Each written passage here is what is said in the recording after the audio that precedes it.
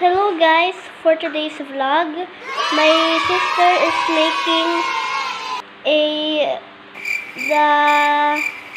ang lunas sa mga may ubong bata. Ito'y pangkaraniwan natin na ginagawa ng iba. Oh my God! Wow! Kasi kailangan ng mga bata ngayon, lalo na may pandemic, may virus, na maging healthy and fit. So, see you later guys. See you later guys. Guys, so mamaya kukunin na namin sa ref ang aming mga ingredients. Bye-bye muna! Bye-bye! So, ituturo ko kasi yung pamangkin ko and my baby, may ubod sipon sila. So, ito, ituturo sa inyo kung anong tips na pinakamabisa para sa ubod sipon nila. So, ito guys, may hawak na akong barangay. Hinihimay ko na siya para hindi tayo masyadong abala sa tayo. So, tara, kunin natin yung lemon.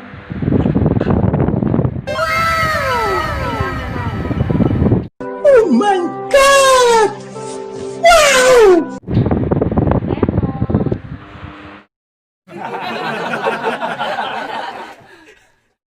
Seriously, what the fuck are you doing? So, kapag kasi, guys, ito ang pinakamabisang natin. Gamot. Okay. Mahirap na laging sinasana yung bata sa mga gamot, di ba? Sa mga, antibiotic na reseta. Ako, nakakasunod ng bagay ng bata.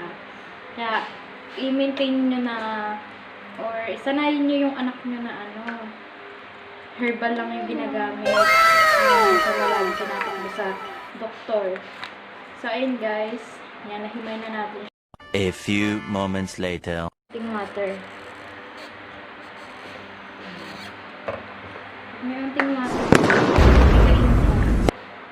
Yan. Higain nyo yung malunggay. Anuhin nyo yung katas. Katas ng malunggay. Katasin nyo siya.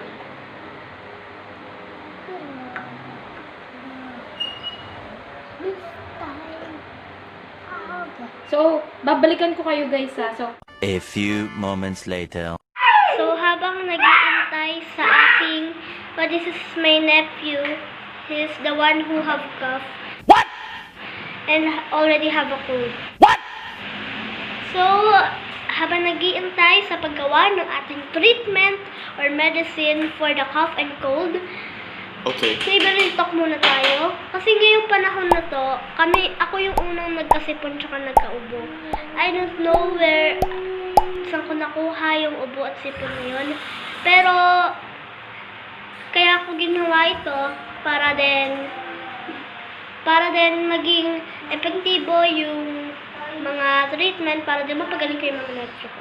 Kaya di ko din alam kung saan nanggaling yung mga ubo at sipon nila. Malay mo, saan nila nakuha sa mga pawis nila. So, everything is okay and fine.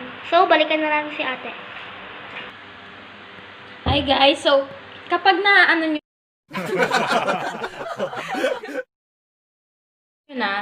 pag napisa nyo na yung malunggay natin, ito na magiging itsura niya. Yan. Katas na ng malunggay. Then, lemon.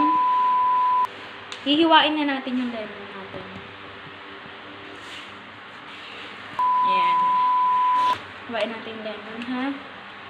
Ayan. Kahit konting lemon lang, okay na. Then, kuha tayo. Hanggalin natin yung mga buto ng lemon. Siyempre, para iwas siya. May buto. Pag nakuha na natin yung buto niya. So, this is the challenge on iPhone. Lick the lemon. So, ayan. Lick! See your reaction. Very sour. I'll try. Try this. No, this.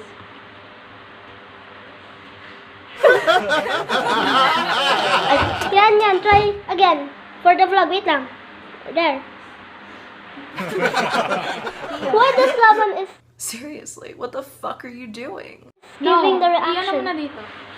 Then, after, tiga na natin yung lemon to this malunggay. Pungga.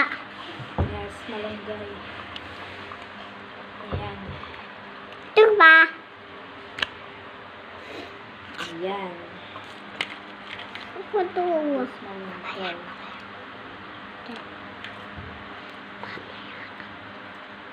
Ayan. And then, set aside natin yung mga kalat. Para syempre, malinis. And iwas tayo sa mga virus. And, syempre, don't forget to like and subscribe.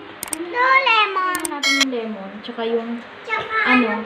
malunggay na katas. Wala. Lagyan natin ng konting asukal para hindi maduwal si baby or me. Kasi ako rin naman ay try na i-drink to kasi I have a cup and sipon.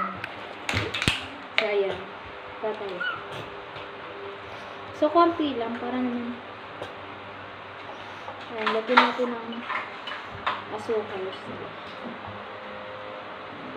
Asukal? Yes.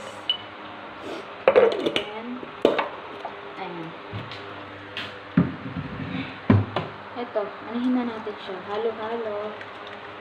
This is very, very, guys. Very, Seriously, what the very fuck are you doing? nutritious. Can you taste it? Yes, I can taste. But first, yan. Because he have a cough and fever. Did you Yan hear yan. that? Taste. So, quiet. Gusto mo pa mawala o ba mo?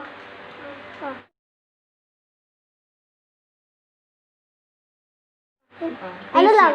it. 1 spoon. Okay, guys. No, this is chocolate. He don't like. Okay, hindi na lang.